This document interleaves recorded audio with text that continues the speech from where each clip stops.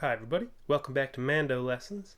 In this week's lesson, and in a couple lessons going forward, I'm going to be talking about two-string, two or less finger chord shapes and chord progressions. This lesson is the key of D, so stay tuned and we'll learn some great, really simple, often one-finger chords that just use two strings and are a great addition to your chord library that chords you might not have come across yet. If you're looking for other lessons like songs and tunes and other techniques, check out mandolessons.com. There's tons of information over there. It's all free to watch, and there's sheet music tabs for the tunes and play along tracks, all kinds of stuff. It's all free to watch. There are a couple ways to donate, which is always appreciated. Helps me put out new lessons every week, but the lessons will always be free if that's your choosing. So, without further ado, the key of D, I'm going to be doing two-string, one and two finger chords. So, in the key of D, let's start out just by going through a couple of my favorites. So, first chord is a D chord, your one chord. First finger on the second fret of the G string, an open D string. Looks like maybe half of this D chord you might be familiar with. You're just only playing the G and D strings. And in these chords, you're always only going to be playing the G and D strings. So I'll sing a song once we get a couple more under our fingers. Our G chord, open G string, open D string. So we have our D chord, two and open, G chord, open, open, and our A chord, our 5 chord, is 2 and 2. You can do that either just with one finger or two fingers. Either way is fine. And those are your three chords that are really gonna help you play a bunch of songs. So without further ado, let's sing a little Man of Constant Sorrow. I am a man to an open of constant sorrow. That's open, open. I've seen troubles. That's 2 and 2. All my days back to 2 and open. I bid farewell on old Kentucky, the place that I was born and raised. So, things like that. Now, if I'm saying 1, 4, and 5 chords, things like that, or talking about something about chords or theory you're not familiar with, don't worry about it. All this information is just as good whether you know the theory or not. If you're interested in the theory, you can check out the techniques and fundamental section of my website where I talk about 1, 4, and 5, etc. But it's not a necessity for these lessons. So that sort of brings up sort of the next step in the way that I think about these two-string chords. What I really like to do with these is think, that gives you a kind of quick and easy D, G, and A chords, 3 chords, 1, 4, and 5, that can get you playing a bunch of songs just on 2 strings. And the reason that I do that is a lot of times if you're in a larger ensemble or you just want to create more space rather than playing, it's a lot more sound, and if you really want to give the other instruments you're playing with more space to fill up themselves, you can reduce the number of strings, reduce the kind of frequency of your strum pattern, a number of ways, but now we're talking about just using the G and D strings to kind of, often if there's a fiddle player, they're going to be playing kind of D, A, and E strings on that higher register, so you can really chunk along down low and leave that open upper end for the fiddle. And that sort of brings us to the way that I think about these chords is really it's kind of just using a scale and a drone, or a scale and a harmony note. So what I like to do, another D chord that I really love to use, is 7th fret on the G string and open D string, and you can call that a D chord. It's really just 2 D notes, D and D, but it's one of the notes in a D chord, so that works. And it's really sparse, leaves a lot of space for other instruments to come in around. And then your A chord, sometimes I'll just use 6 on the G string and open D string. And now it's only a partial chord. It's really a C sharp and a D, which don't make up part of an A chord. There's no D in an A chord. But in the context, I seen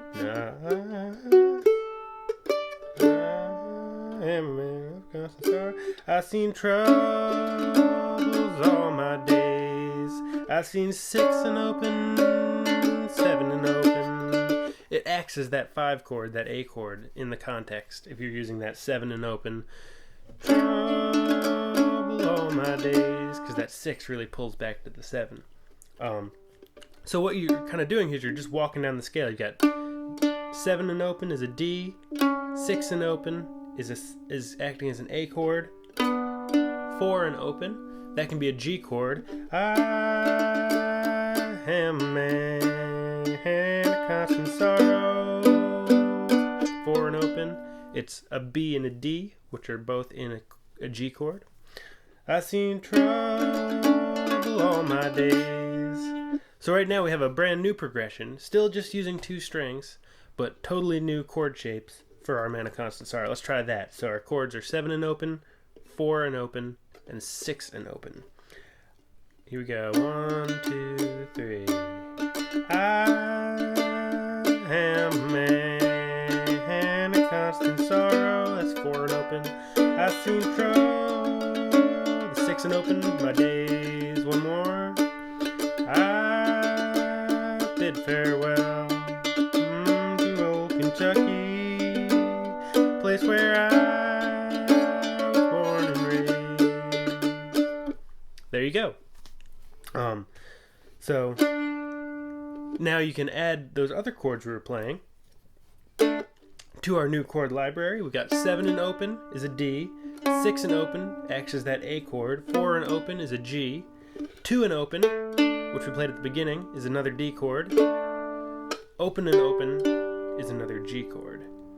So even without thinking about the D string, we've got 1, 2, 3, 4, 5 different chord shapes, some creating the same chords, but just it's a different sound, and that's really what we're trying to aim for here, is adding to that library. So if somebody says play a D chord, or you see a D chord written on a sheet, you're not stuck in one kind of chord shape, one finger position. And what you can also do is this kind of goes from sparse to a more full sound. I am a man of constant sorrow. I've seen trouble all my days. And then down to the first set. I bid farewell to old Kentucky, place where I was born and raised. So that first one, kind of sparse up here. In the second verse, I had the fuller chords, kind of bassier sounding chords. So that's a bunch of different ways to play D's, G's, and A's without really, except for this 2 and 2, you haven't even hit the A string yet. What you can do now is let's go back and rethink our chords that we've used and add in an A string. So we have 7 on the G string is a D. We've got our open D, so that's just a duplicate note. What we can do is add in the 4th fret on the D string, which is an F sharp. It's the 3rd of the chord. So we have D, 7th fret, F sharp, 4th fret, a new D chord. I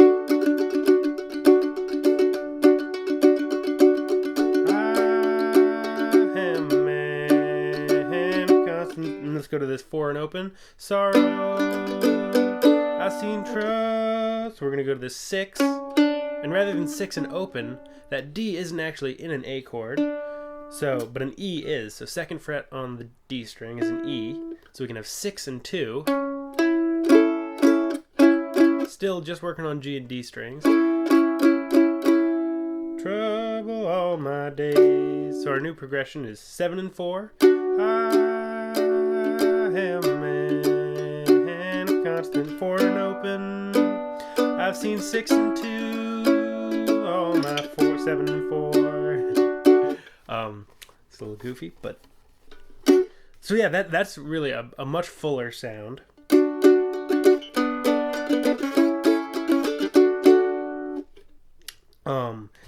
Let's see what else we have in here. We can also play, and I probably won't even get through all of your kind of permutations of these chords.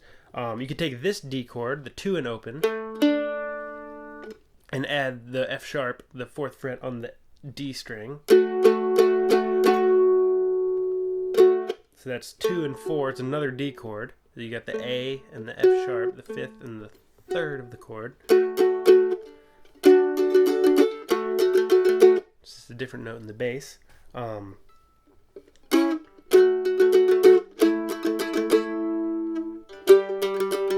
got this G chord here, open G string, 5th fret on the D string. I really like that chord. It's just G's, G and G.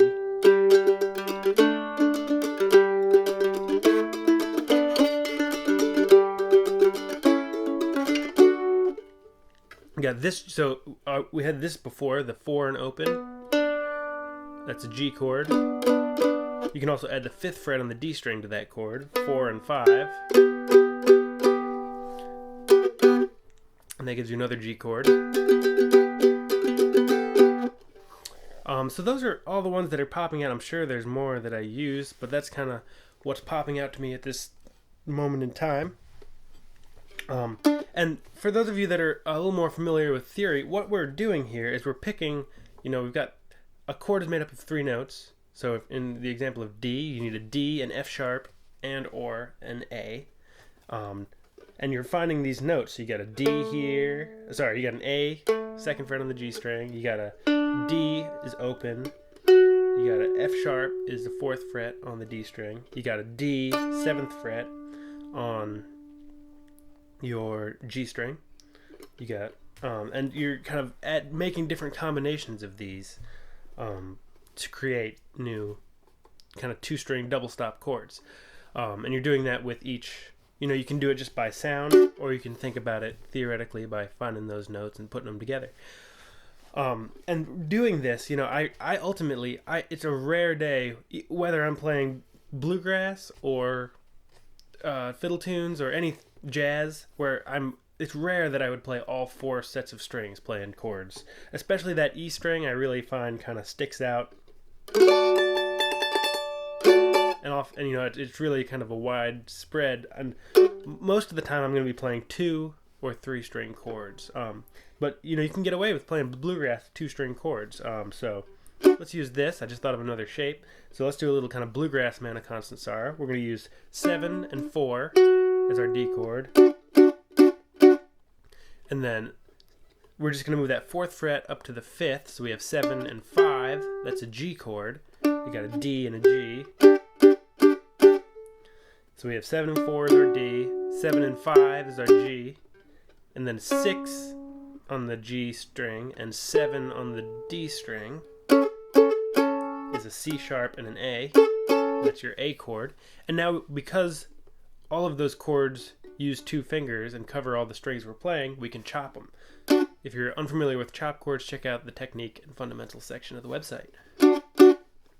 And then it'll sound like this. I am a man, 7 and 4, of constant sorrow, 7 and 5, 6 and 7, back to 7 and 4. One more time, that's 7 and 4. I am a man, 7 and 5, constant sorrow, 6 and 7, troubles all my day.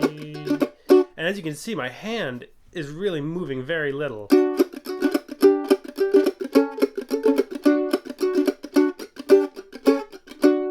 And that's going to give the chord progression and the kind of the sound of those chords, they're going to be very kind of melded together, and they're not going to sound very, if I'm playing I am a man and a constant sorrow, I see trouble all my day. That's a little more kind of all over the fretboard. It's a little less connected, but that's a very nice combination to have just those 2-string chords all placed right next to each other. So I think that's good for now. Kind kind of one step beyond this, I'll do this in a couple different keys, but one step beyond this is you can also think, well, sometimes I'll run into a B minor in the key of D. You can actually use that G chord, and because it's two-string chord, you don't have all three notes of the chord to fully define the chord. So, for example, this G that we played, the 4 and open, that is also a B minor. It's got a B and a D, which are two notes in a B minor. There are also two notes in the G chord. You can also make that B minor a little more minor sounding by doing 4 and 4 on the G string and 4 on the D string. So that in context sounds more like this.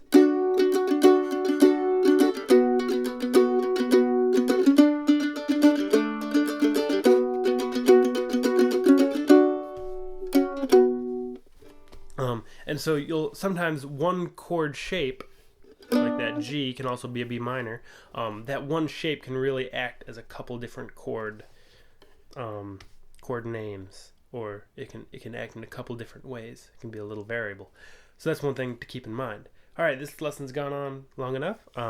Thanks so much. I'll do this in a couple different keys, so keep on watching. And if you're up to the challenge, look up these try to find these chord shapes on your instrument in a couple different keys. You can also move strings, so make yourself a challenge of D and A strings, and see where that leads you.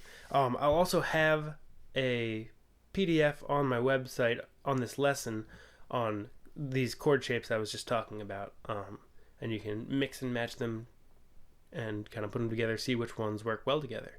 So thanks so much for watching. Again, more lessons over at mandolessons.com, and hope to see you again soon. Thanks. Bye-bye.